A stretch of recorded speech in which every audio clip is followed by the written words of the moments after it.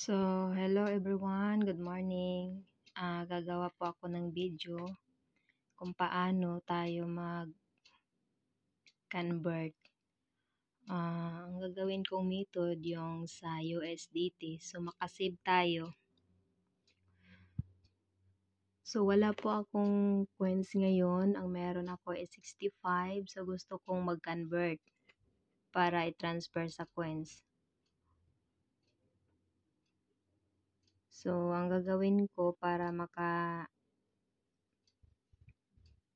transfer or convert. So, pupunta ako dito sa coins. Click natin yung top up. Yung top up. Tapos, click natin yung USDT. I-copy paste natin yung link. Nakita nyo yung link. Ito, i-copy paste natin. Back. Punta tayo sa points natin. So, click natin yung withdraw. So, hanapin natin yung USDT. So, meron akong USDT na bind, pero i-click natin uli. Click natin uli. Tapos, yan. Meron tayong password.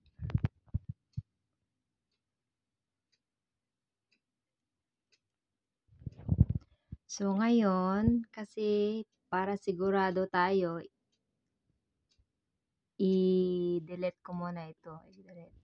So, i-copy paste natin yung bagong link para sure tayo. Tapos, submit. So, nandito na siya.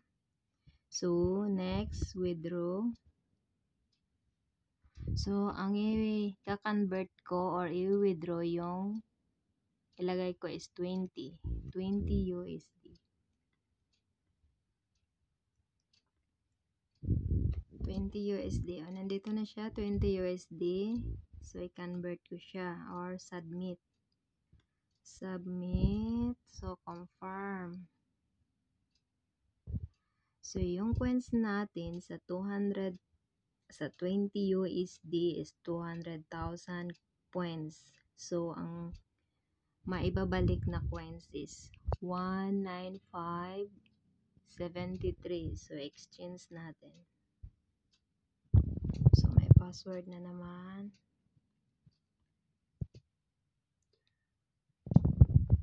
Okay, successful. So, tingnan natin kung nasaan yung coins.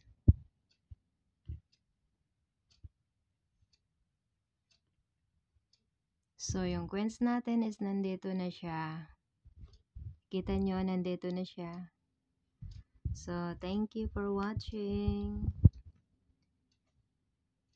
Kung sino makakita nito sa video, pwede ninyong i-subscribe, click the bell, or share your friends. Thank you, guys. Sa mga Popo user, ito ang gagawin nyo, USDT, to convert or withdraw, exchange. Pwede na kayong hindi bumili, basta umabot lang sa 100 points yung kita nyo. Pwede ninyong i-convert, hindi na kayo maglabas ng pera. Thank you.